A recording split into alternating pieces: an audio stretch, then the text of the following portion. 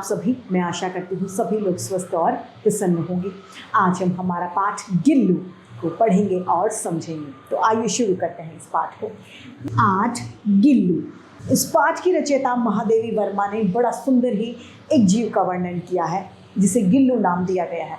आइए पढ़ते हैं। सोनजूही में आज एक पीली कली लगी थी। उसे देखकर अनायास ही एकदम से ही उसे छोटे जीव का स्मरण यानी याद हो आया, जो उसे इस लता के यानी इस बेल की सघन हरितिमा में छिपकर बैठता था और फिर मेरे निकट पहुंचते ही कंधे पर कूदकर मुझे वो चौंका देता था।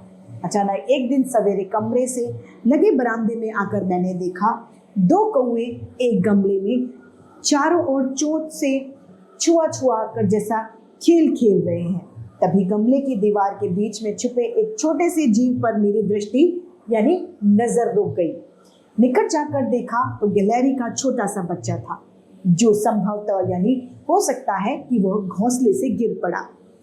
अब कौवे जिसकी सुलभ आहार खोज रहे थे, जिसमें कौवे क्या सोच रहे थे कि इसको खा लिया जाए। 2 कौवों की चोंचों के 2 घाव उस लघु प्राण यानी छोटे से प्राण वाले के लिए बहुत थे। अतः वह निश्चेष्ट साथ गमले गिलहरी का बच्चा निश्चेष्ट यानी जिसमें होश ना हो, जिसे वह सबने कहा कि कौवे की चोट का घाव लगने के बाद वह बच नहीं सकता, अतः इसे ऐसे ही रहने दिया जाए। परंतु मेरा मन नहीं माना, यानी लेखिका जो है उनका मन इस बात के लिए राजी नहीं हुआ। उसे हौले से उठाकर अपने कमरे में ले गई। फिर रुई से उसकी रक्त यानी घाव को उसके खून को पोंछकर पेंसिल का मरहम लगाया। रुई की पतली सी बत्ती दूध में भिगोकर जैसे तैसे उसके मुंह से रुई से उसे दूध की बूंदें डाली गई, यानी अब उसे दूध पिलाया गया। कई घंटे के उपचार यानी इलाज के उपरांत बाद में उसके मुंह में एक बूंद पानी डाला जा सका। तीसरे दिन वह इतना अच्छा और आश्वस्त हो गया कि मेरी उंगली अपने 2 नन्हे पंजों में पकड़कर नीली कांच की मोतियों जैसी आंखों से इधर उधर देखने लगा। अब उसकी हालत सुधर गई। 3-4 माह में उसके स्निग्ध अर्थात चिकने से रोए, झब्बेदार पूंछ और चमकीली आंखें सबको विस्मित यानी हैरान करती थी। हमने उसकी जातिवाचक संज्ञा को व्यक्तिवाचक संज्ञा के रूप दे दिया और इस प्रकार हमने उसका नाम गिल्लू रख दिया।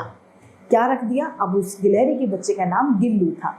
मैंने फूल रखने की हल्की डलिया में रुई बिछाकर उसे तार से खिड़की पर लटका दिया।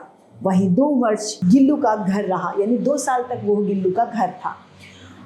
इसे वह स्वयं हिलाकर अपने घर में झूलता और अपने कांच के मनकों सी आंखें यानी कांच के मोतियों जैसी आंखों से कमरे के भीतर और खिड़की के बाहर न जाने क्या देखता और समझता रहता।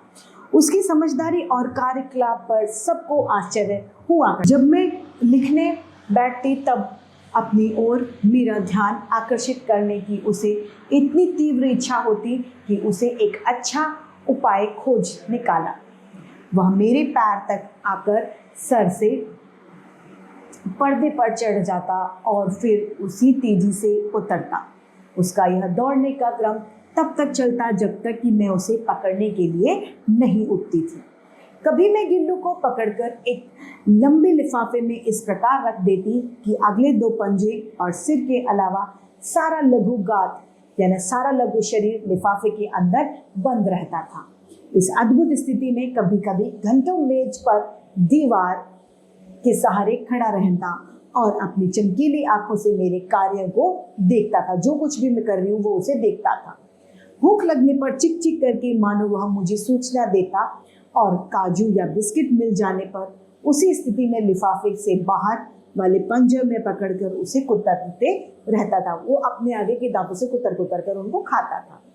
फिर गिल्लू के जीवन में प्रथम वसंत आया, पहला जीवन। नीम चमेली की गंध मेरे कमरे में हौले हौले यानी धीरे धीरे आने लगी। बाहर की गिलहरियां खिड़की की जाली के पास आकर चिक चिक करके न जाने क्या कहती। गिल्लू को जाली के पास बैठकर अपनेपन से बाहर झांकते देखकर मुझे लगा कि इसे मुक्त यानी फ्री खुला करना आवश्यक है। मैंने कीले निकालकर जाली का एक कोना खोल दिया। और इस मार्ग से गिल्लू ने बाहर आने जाने पर सचमुच की मुक्ति की सांस ले। कुत्ते बिल्लियों से बचाना भी एक समस्या यानी परेशानी थी। आवश्यक कागज पत्रों के कारण मेरे बाहर जाने पर कमरा बंद ही रहता। मेरे कॉलेज से लौटने पर जैसे ही कमरा खोला गया और मैंने भीतर पैर रखा, वैसे ही गिल्लू जाली के दरवाजे से अंदर आके मेरे पैरों पर सिर से पैरों तक वो दौड़ लगाता, यानी ऊपर नीचे दौड़ता था। तब से वह नित्य यानी रोजाना का ये काम बन गया था। मेरे बाहर जाने पर गिल्लू भी खिड़की से बाहर चला जाता। दिन भर गिलहरियों के झुंड यानी समूह का नेता बन गया। डाल पर उछलता कूदता रहता और ठीक 4 बजे वह खिड़की के भीतर आकर अपने झूले में झूलने लग जाता था। मुझे चौंकाने की इच्छा उसमें न जाने कब से और कैसे उत्पन्न हो गई। कभी फूलदान के फूलों में छुप जाता, कभी पर्दे की चुन्नट में और कभी सोहन जूहों की पत्तियों में वो छुप जाया करता था।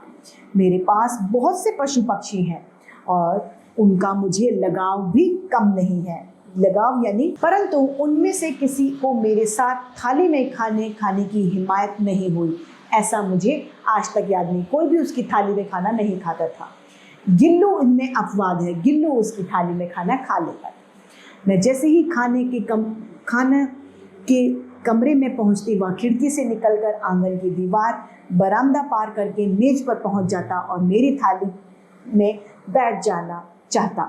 बड़ी कठिनाई से मैंने उसे थाली से पास बैठाना सिखाया, जहां बैठकर वह मेरी थाली में से एक एक चावल उठाकर बड़ी सफाई से खाता रहता। काजू उसका सबसे खाद्य पदार्थ था, वो मतलब उसे बहुत पसंद करता था। कई दिन तक काजू न मिलने पर वह खाने की अन्य चीज। इसी बीच मुझे मोटर दुर्घटना में आहत होकर कुछ दिन अस्पताल में रहना पड़ा। आहत यानी चोटिल होकर। उन दिनों जब कमरे का दरवाजा खोला जाता, गिल्लू अपने झोले से उतरकर दौड़कर आता और किसी दूसरे को देखकर वापस अपने घोंसले में जा बैठता। सब उसे काजू दे जाते, लेकिन अस्पताल से लौटकर जब मैंने कि झूले की सफाई की तो उसमें काजू भरे मिले, जिससे ज्ञात हुआ कि वह उन दिनों अपना प्रिय खाना भी कम खा रहा था। मेरी अस्वस्थता यानी मैं जब ठीक नहीं थी तो उन दिनों में तकिए के सिरहाने बैठकर अपने नन्हे नन्हे पंजों से मेरे सिर और बालों पर इतने हौले हौले वो सहराता था कि उसका हटना एक परिचारिका के हटने के जैसे लगता था। गर्मियों में जब मैं दोपहर में काम करती रहती तो गिल्लू न बाहर जाता और न अपने झूले में बैठता था। उसने मेरे पास रहने के साथ गर्मी से बचने का एक सर्वथा यानी हमेशा नया उपाय खोज निकाला था। वह मेरे पास रखी सुराही पर लेट जाता और इस प्रकार मेरे समीप भी रहता और ठंडक में भी रहा करता था।